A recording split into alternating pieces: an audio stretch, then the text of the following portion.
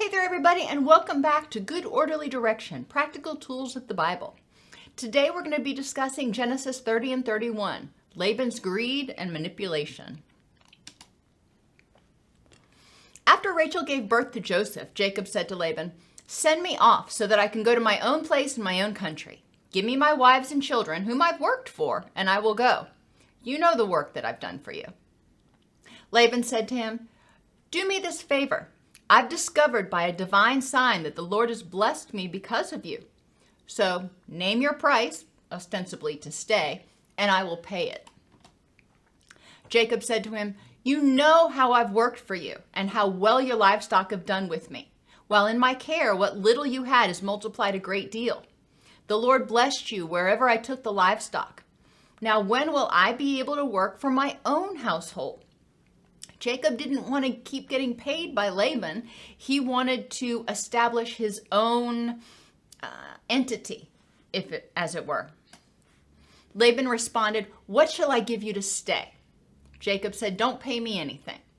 If you will do this for me, I will take care of your flock again and simply keep a portion. I will go through the entire flock today, taking out all of the speckled and spotted sheep, all of the black male lambs, and all of the spotted and speckled female goats. They will be my price. I will be completely honest with you. When you come to check on our agreement, any animals that are not like them will be considered stolen." So Jacob is setting up this situation where he has very unique looking animals. And so he is now able to clearly delineate, this is mine versus this is Laban's. He's able to build up his own wealth, if you will, and have it clearly defined by what the animals look like. So he's able to work for his own family. He's able to build up his own wealth. And that is what he wanted. He made this agreement to try to compromise with Laban and said, "Okay, I will stay.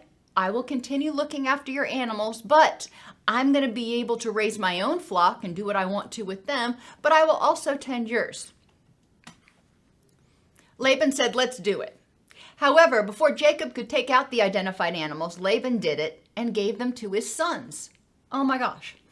He put a 3-day trip between himself and Jacob, while Jacob was watching the rest of Laban's flock.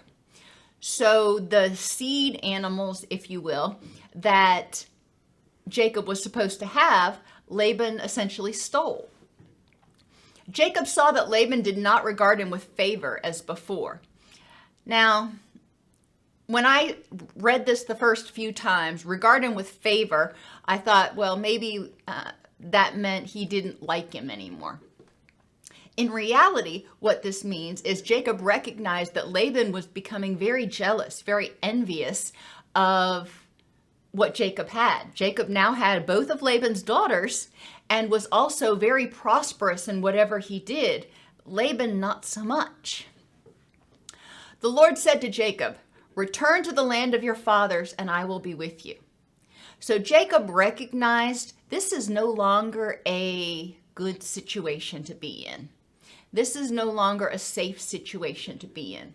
So whether you want to think of it as God, the Almighty, telling him to return to the land of your fathers, or even good orderly direction, prudence, telling him it is not wise to stick around with this man because he keeps manipulating and lying, and what else is going to happen next.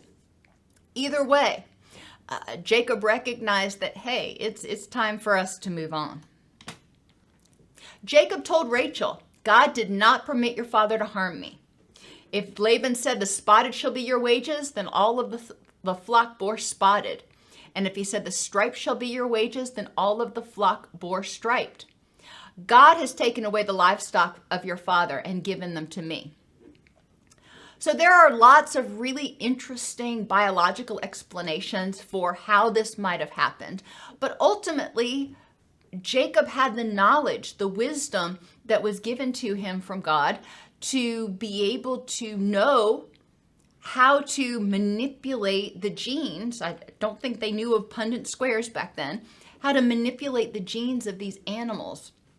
So he was able to, despite Laban's best efforts, he was able to use his wisdom and prudence in order to get ahead. Rachel and Leah answered Jacob, "There's nothing left for us here. Our fathers disowned us and devoured our money." Laban had sold, essentially, Rachel and Leah to Jacob. So back then, many times women were looked upon as property. So we're going to have to kind of accept the culture back then. Additionally, all of the wealth that Laban had now been sort of usurped or inherited by Jacob, because all of a sudden, all of the animals were giving birth to speckled, spotted, and striped animals. So Jacob had now become very wealthy, and Laban's flock had dwindled. And they're looking back going, well, what's for us there? He doesn't have any money to support us. He clearly doesn't care about us. So yeah, we'll go with you because you've been honest with us essentially from the beginning. All of the wealth that God has taken away from our father belongs to us now. So whatever God has said to you, we'll do it. So Jacob arose and set his sons and his wives on camels. He drove away all his livestock, all his property that he had gained, the livestock in his possession that he had acquired in Paddan, to go to the land of Canaan to his father Isaac. Laban pursued Jacob and said, "What have you done? You have tricked me and driven away my daughters like captives. You longed greatly for your father's house, but why did you steal my gods?" It's important to recognize here that Laban is not taking responsibility for his own behaviors. You tricked me and have driven away my daughters like captives. Laban had a part in that. He was not playing fair. He was not being loving, prudent, kind, honest, all of those things. Jacob answered, "We left without telling you because I was afraid. I thought that you would take your daughters from me by force, but I did not steal from you. Anyone with whom you find your God shall not live. Show me what I have that is yours and take it." Unknown to Jacob, Rachel actually had taken the household gods and put them in the camel's saddle and sat on them. Laban searched but could not find the idols.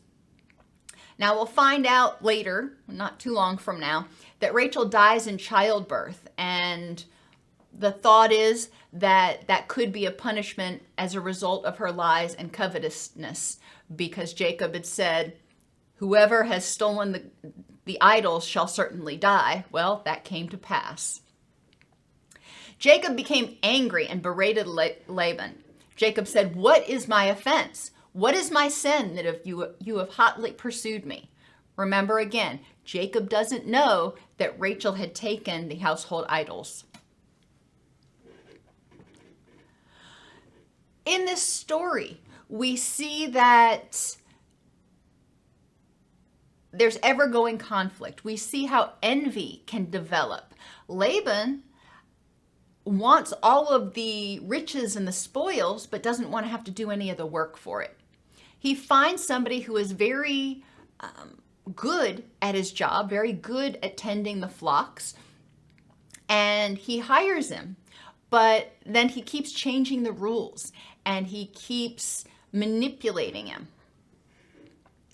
We see in this story the concept of prudence, which helps Jacob thrive despite adversity. Remember, prudence is a combination of patience and wisdom. Jacob was patient with what was going on. Back a couple chapters ago, he thought he was marrying Rachel. Turns out it was Leah. But then he waited another 7 years and married Rachel. He was being prudent. He was being wise. He wanted to try to make a family, and he kept doing the next right thing. He kept trying to work earnestly and live up to his promises with the belief that that would lead him to a good place. Respect and truthfulness. Laban had become envious of Jacob's success and the relationship had become strained. Each time Laban saw Jacob getting ahead, he changed the rules. So Laban didn't show respect or truthfulness. Laban didn't show respect or truthfulness in the marriage of his daughters either. So we see that Laban is not a very trustworthy dude. Earnestness. God was watching over Jacob and ensuring he got paid what he was promised.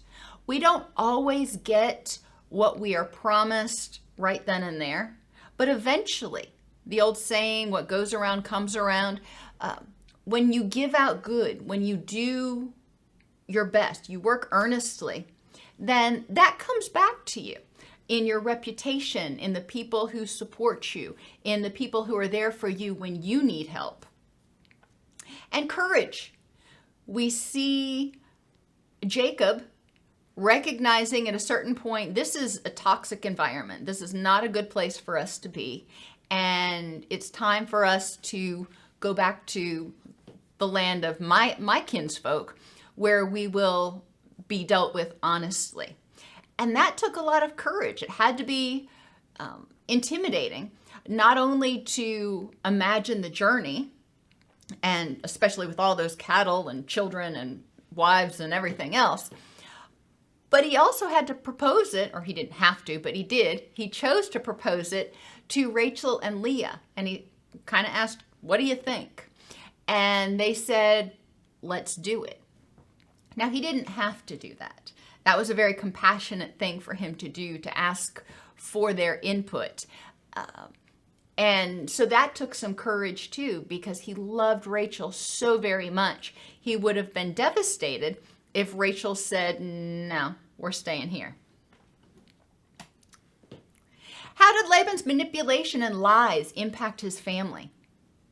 How might things have gone differently if Laban had been honest, insisted on Jacob marrying Leah first, instead of swapping her in at the last minute, saying, you can marry Rachel, but you got to marry Leah as well.